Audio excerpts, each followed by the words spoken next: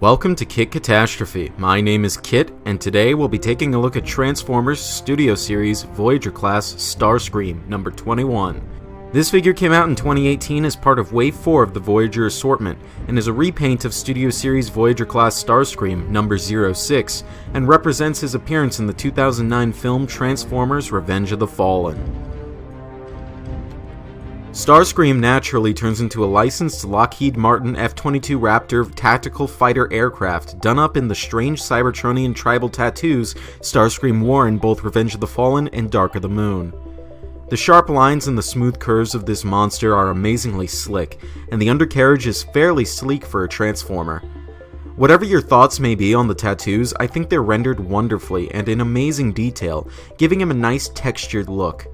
I especially like the symmetry made with the Decepticon symbol on one wing and a nondescript cyberglyph on the other, with the tattoos spiraling around them.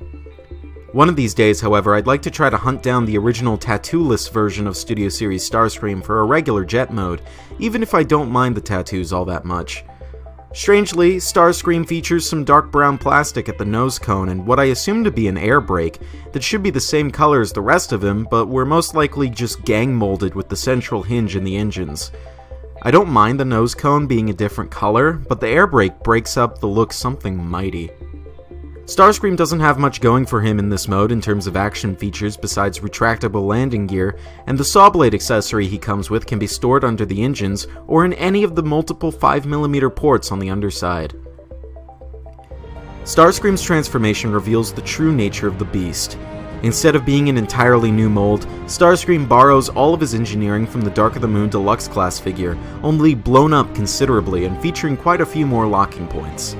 Strangely enough, the Voyager class figure's transformation is a little more frustrating than the Deluxe class predecessor, and I'm not quite sure why.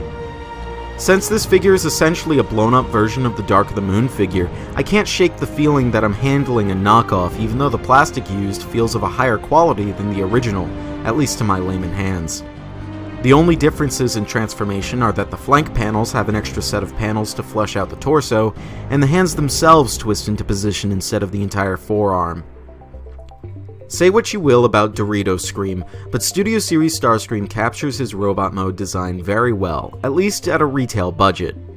I believe this is the best we're ever going to get at STARSCREAM's robot mode short of a masterpiece figure, and I'm okay with that. The proportions are more or less spot on, and the paintwork is not lacking, featuring some dark brown accents on his chest and groin, as well as some pale gold highlights on his limbs and torso. The head sculpt is wonderful in both its sculpting and the added paintwork, with the tattoos still carrying over to his robot mode. STARSCREAM's only real accessory is his saw blade weapon, which can either peg onto his forearm or replace his hand using two specially shaped pegs, making for a nearly seamless transition. The blade itself is cast in the same translucent amber plastic as the cockpit and looks pretty fierce. If you don't want STARSCREAM using it, you can always place it in a port on his lower back. STARSCREAM's other accessory is his Studio Series stage titled Forest Fight, representing the scene in which the Decepticons ganged up on and killed Optimus Prime. The stage looks good, but is essentially a mirrored version of Megatron's stage, which is a little disappointing. Let's talk articulation. STARSCREAM's primary joints include a simple swivel at the head with an optional upward range, an unhindered swivel at the shoulders with a full outward range, double-jointed elbows that can perform a full curl due to transformation, unimpeded forward and backward motion in the hips, and a full outward spread. For the sake of simplicity, I'll count both the knee and ankle joint on digitigrade legs as knee joints, in which case STARSCREAM has a somewhat double-jointed knee, which can perform a 90-degree curl backward and a 180-degree curl forward. STARSCREAM's secondary joints consist of a bicep swivel capable of a full 360-degree rotation, a ball-jointed wrist connected to a hinge allowing for a curl, and something of an ankle tilt? It's a cut swivel at the lower leg which can act like an ankle tilt in certain poses, and I'm not sure what else to call this. STARSCREAM features no tertiary joints. STARSCREAM's posability meets all of my basic requirements, while not exactly going much farther beyond that.